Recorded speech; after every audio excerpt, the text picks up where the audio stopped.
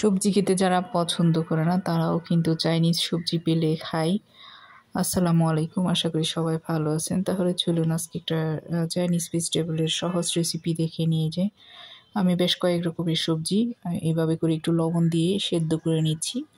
আমি এটা 20 মিনিটের মতো সিদ্ধ করব, 15-20 মিনিটের মতো। এখানে আলু, পেঁপে, বরবটি, তারপর হচ্ছে ফুলকপি 4টা মিলিয়ে আমি ভালো করে 15 মিনিটের মতো সিদ্ধ করে নিয়েছি ভালো করে। এরপরে রান্নাতে চলে আসলাম, সয়াবিন তেল দিয়ে দিয়েছি। তারপর দিয়ে দিচ্ছি আদা রসুনের বাটা, কুচিও দিতে পারবেন। আমার যেহেতু বাটা আছে আমি বাটাটা দিয়ে দিয়েছি 1 টেবিল চামচ করে।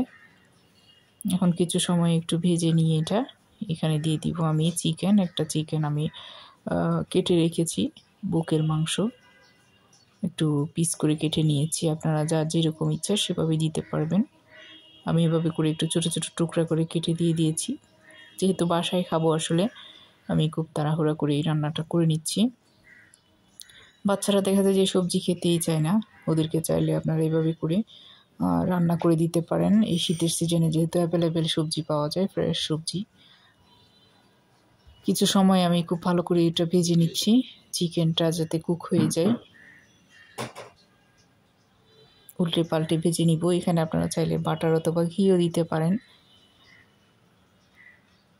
ঘি অথবা বাটার বাচ্চাদের জন্য অনেক বেশি উপকারী, সবার জন্যই।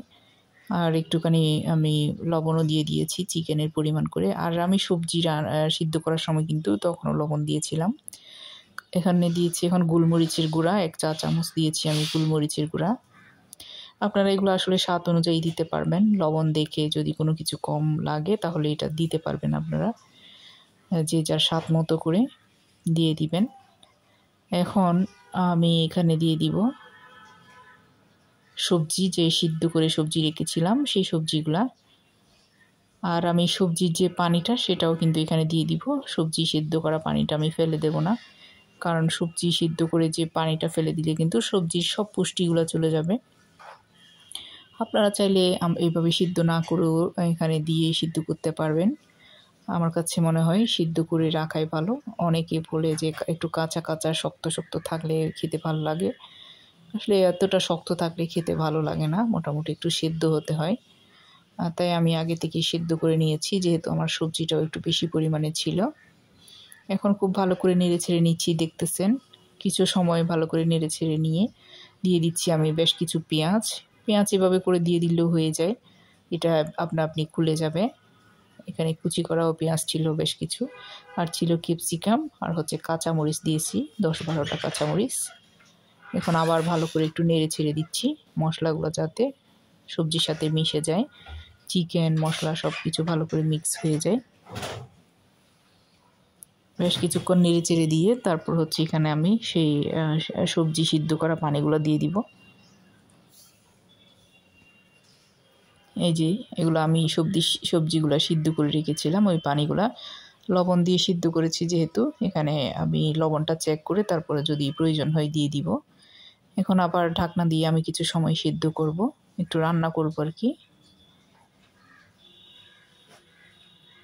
আপনারা ওইভাবে চেক করে দেখে তারপর হচ্ছে সিদ্ধ হয়েছে কিনা, সব কিছু ঠিক আছে কিনা এভাবে দেখে কিন্তু লবণ চিনি যা কিছু লাগে দিতে পারবেন। এখানে চাইলে আপনারা টেস্টিং সল্ট আর চিনিও ব্যবহার করতে পারেন। আমি আজকে কিচ্ছু দিব না, আমি একদম সিম্পলভাবেই করেছি যেহেতু বাসায় খাবো।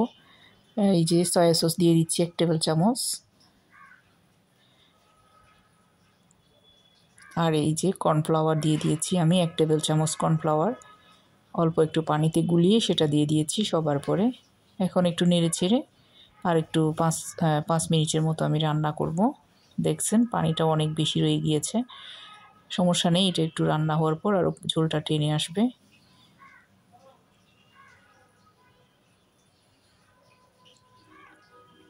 আর কর্নফ্লাওয়ার যদি আপনারা বেশি পরিমাণে দিতে চান তাও দিতে পারেন, তাহলে একটু ঘন হবে, আটালো হবে, খেতে ভালো হয়। আমার এটা কিন্তু একদম পারফেক্ট হয়ে গিয়েছে সব কিছু মিলিয়ে। আপনারা এখানে চাইলে একটু টেস্টিং সল্ট আর একটু করে চিনিও দিতে পারেন। এই যে আমি নামিয়ে নিয়েছি, অনেক বেশি লোভনীয় হয়েছে। আজ এতটুকু, আসসালামু আলাইকুম।